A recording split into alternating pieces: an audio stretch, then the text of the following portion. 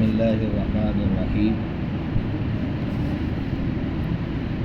کتاب مقاصد العارفین، باب الاخلاص واحضار النیۃ فی جمیع الاعمال والاقوال والاحوال البارزہ والخفیہ۔ قال اللہ تعالی وما امروا الا ليعبدوا الله مخلصین له الدین حنفاء ويقيموا الصلاة ويؤتوا الزكاة وذلك دين القیمہ۔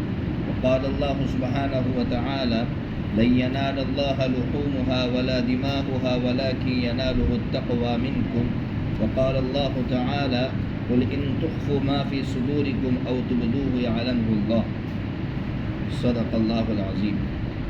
وعن أمير المؤمنين أبي حفص عمر بن الخطاب رضي الله تعالى عنه قال سمعت رسول الله صلى الله تعالى عليه وسلم يقول انما الاعمال بالنیات وانما لكل امرئ ما نوى ومن كانت هجرته الى الله ورسوله فهجرته الى الله ورسوله ومن كانت هجرته لدنيا يصيبها او امرأة ينكحها فهجرته الى ما هاجر اليه متفق على صحته۔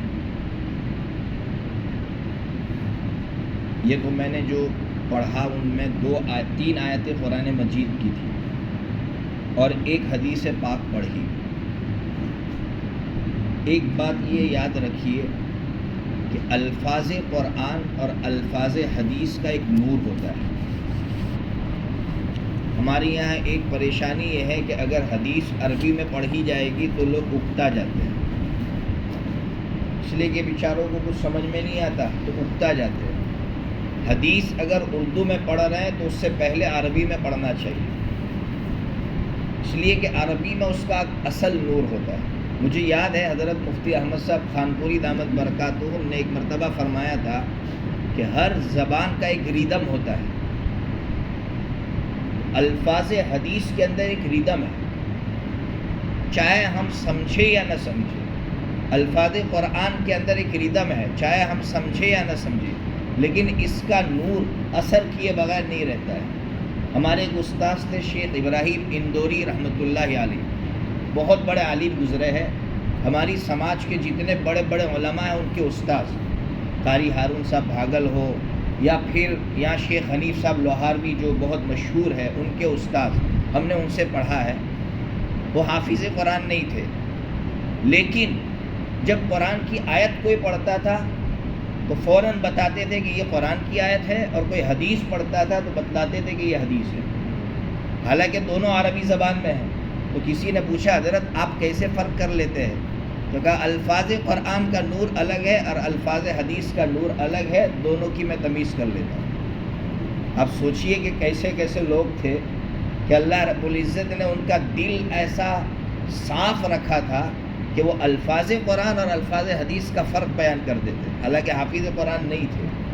تو الفاظ حدیث کا ایک نور ہوتا ہے، الفاظ قرآن کا ایک نور ہوتا ہے۔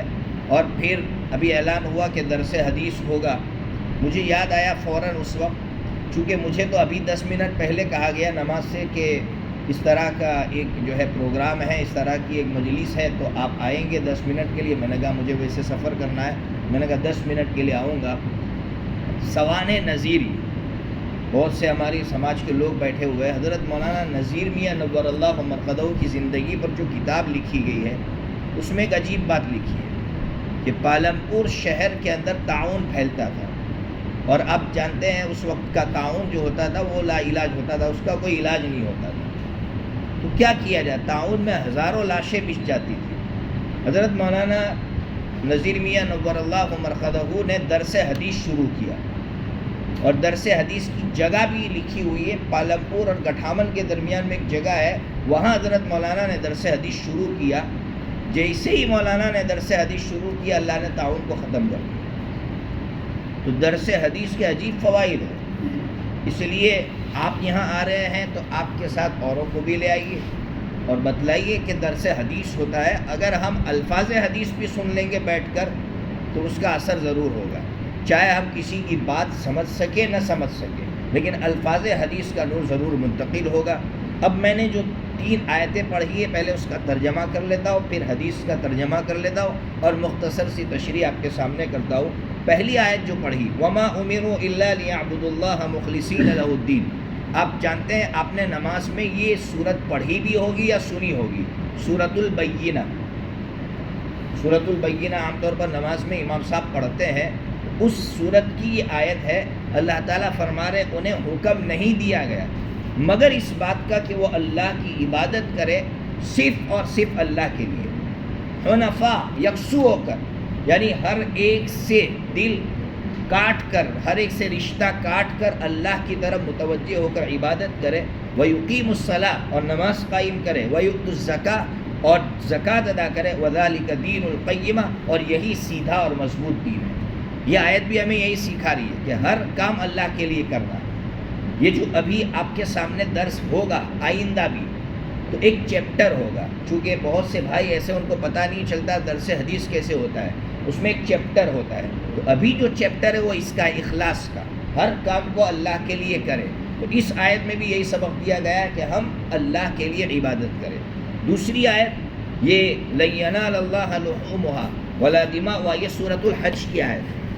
کیا کہہ رہے اللہ تعالیٰ کہ اللہ کے پاس جو جانور ہے اس کا گوشت نہیں پہنچتا اور اس کا خون بھی نہیں پہنچتا، تو پھر کیا پہنچتا ہے؟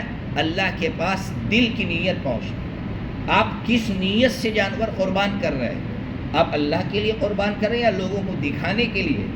اگر آپ اللہ کے لیے قربان کر رہے ہیں تو پھر اللہ کے یہاں آپ کو ثواب ملے گا، اور اگر دکھانے کے لیے کر رہے ہیں تو اللہ کے یہاں گوشت نہیں پہنچنے والا اور نہ اس کا خون پہنچنے والا ہے۔ تیسری آیت ہے، یہ آیت سورہ آل عمران کی ہے۔ اس آیت میں اللہ تعالیٰ فرما رہے قُلْ إِن تُخْفُوا مَا فِي صُدُورِكُمْ، جو کچھ سینوں میں ہے اگر تم اس کو چھپاؤ گے یا تم اس کو ظاہر کرو گے اللہ جانتا ہے۔ جب اللہ جانتا ہے تو پھر غلط نیت رکھ کر یا غلط سوچ رکھ کر کوئی کام کرو گے تو کوئی فائدہ نہیں ہونے والا۔ لوگوں کو بیوقوف بنا سکتے ہو، اللہ کہہ رہے مجھے بیوقوف نہیں بنا سکتے ہو، اس لیے کہ مجھے سب کچھ معلوم ہے۔ تو ہمیں تین آیتوں نے یہ سبق دیا ہے کہ ہم ہر کام اللہ کے لیے کریں۔ مجھے حیرت ہے کہ آج ہماری حالت کیا ہو گئی ہے۔ میں حج پہ تھا تو اکثروں کی زبان پر یہ سنا، یہ ان کی زبانوں پر تھا کہ ایک طواف کریں گے لوگ کیا بولیں گے؟ کیا کہہ رہے ہیں سمجھ میں آ رہا ہے نا؟ یعنی ایک طواف کریں گے تو لوگ کیا کہیں گے؟ آپ پورے دن میں ایک طواف کیا۔ یعنی طواف بھی ہو رہا ہے تو اس لیے ہو رہا ہے کہ لوگوں کو دکھائیں گے، لوگوں کو سنائیں گے کہ آج میں نے 10 طواف کیے۔ کیسے کیے؟ دھکے مار کر کیے، اخلاص کے ساتھ کیے، دل کی حضوری کے ساتھ کیے، دعاؤں کے ساتھ کیے۔ اس سے کوئی لینا دینا نہیں، فرائض سے کوئی لینا دینا نہیں۔ 10 طواف کر کے آئے، سو گئے، فرض نماز گئی تو گئی۔ کیوں بھائی؟ اس لیے کہ دکھانا تھا، لوگوں کو سنانا تھا کہ 10 طواف کیا آج میں نے۔ فرائض کہاں گئی؟ فرائض سے ہم کو کوئی لینا دینا نہیں۔ یہ حالت ہماری ہے کہ مقدس جگہ میں جا کر بھی وہ عمل کہ جو عمل ہم اس لیے کر رہے ہیں، ظاہر سی بات ہے طواف کا جو مقصد ہے وہ یہی مقصد ہے کہ اللہ کے گھر کے پھیرے لگا کر ہم اللہ سے گویا یہ عہد کرتے ہیں کہ اللہ ہم مرتے دم تک دین پر قائم رہیں گے اور دین کی خدمت کریں گے۔ طواف کا یہ مقصد ہوتا ہے۔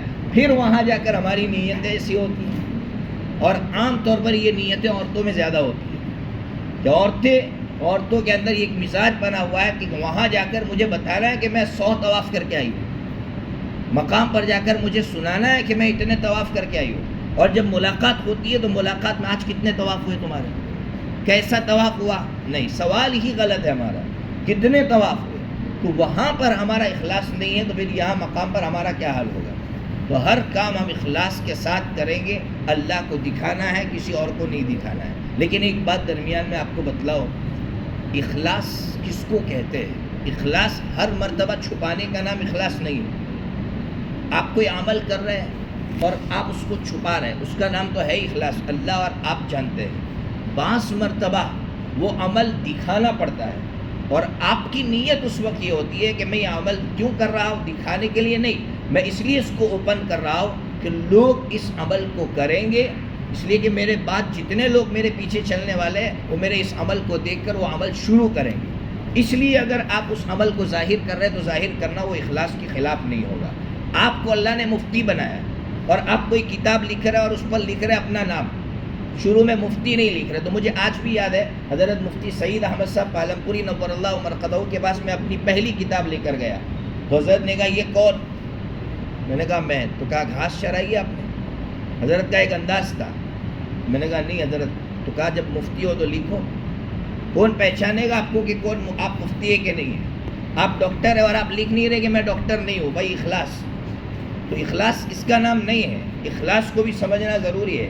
آپ اس لیے عمل کو ظاہر کر رہے ہیں کہ آپ کے اندر اللہ نے وہ صلاحیت رکھی، آپ اس سے امت کو فائدہ پہنچانے چاہ رہے، اس لیے آپ اپنا لیبل لگا رہے. تو یہ لیبل لگانا اخلاص کے خلاف نہیں ہے. اور اس کی دلیل دیتا ہوں. حضرت یوسف علیہ السلام کے پاس جیل میں دو نوجوان آئے. دونوں نے خواب دیکھا تھا. تو حضرت یوسف علیہ السلام نے کیا کہا کہ ارے یہ آپ کا خواب ہے نا، اس کی تعبیر تو کھانا آنے سے پہلے میں آپ کو جو ہے بتلا دوں گا. اب اتنا بڑا یعنی دعویٰ حضرت یوسف علیہ السلام نبی ہو کر رہے ہیں، لیکن حضرت یوسف علیہ السلام اس لیے کر رہے تھے کہ جانتے تھے کہ ان نوجوانوں کو قریب کرنا ہے. اگر میں اپنے اندر کی صلاحیت ان کو نہیں دکھاؤں گا تو اب یہ مجھے جو ہے نا گھاس بھی نہیں ڈالیں گے اور یہ میری طرف توجہ بھی نہیں کریں گے اور پھر میں ان سے فائدہ نہیں اٹھا پاؤں گا. پھر آگے کہا ذالک من فضل ربی، یہ میرے رب کے فضل میں سے. لیکن پہلے حضرت نے اپنا اندر کا جو کچھ تھا اس کو بتلایا. تو اس سے ہمیں سمجھ میں آیا کہ اخلاص ہر مرتبہ عمل چھپانے کا نام نہیں ہے. اخلاص کب عمل چھپانا ہے، کب عمل کو ظاہر کرنا ہے. مجھے ابھی 2 مہینے پہلے جب حضرت مولانا غلام بستانوی رحمۃ اللہ علیہ کا انتقال ہو گیا، تو ان کے جو صاحبزادے ہیں ان کی بیوی کے حوالے سے، یعنی ان کی بہو کے حوالے سے ایک عجیب بات سننے کو ملی. ہم لوگ کہتے ہیں نا بڑے بڑے لوگ کیسے بنتے ہیں. تو حضرت مولانا کے بارے میں بتلایا کہ ان کا اخلاص ہو اور ان کا عمل میں آپ کو بتلا رہا ہوں کہ حضرت مولانا تو 20 مساجد انہوں نے تعمیر کی تھی اور 20 مساجد ان کے انتظام میں تھی. تو کوئی آ کر فون کرتا حضرت فلاں مسجد میں خرچ کم پڑ رہا ہے یا مولانا کی تنخواہ باقی ہے. تو فرماتی ان کی بہو چونکہ گھر کے احوال سے زیادہ واقف تھی کہ حضرت نے لقمہ اٹھایا ہوتا، لقمہ رکھ دیتے. تو ہم کہتے ابا کہاں جا رہے کہ بس میں آ رہا ہوں. حضرت جاتے، جو غریب بچے کھانا کھاتے تھے مدرسے میں، کسی کے پاس چپکے سے گھس جاتے تھے.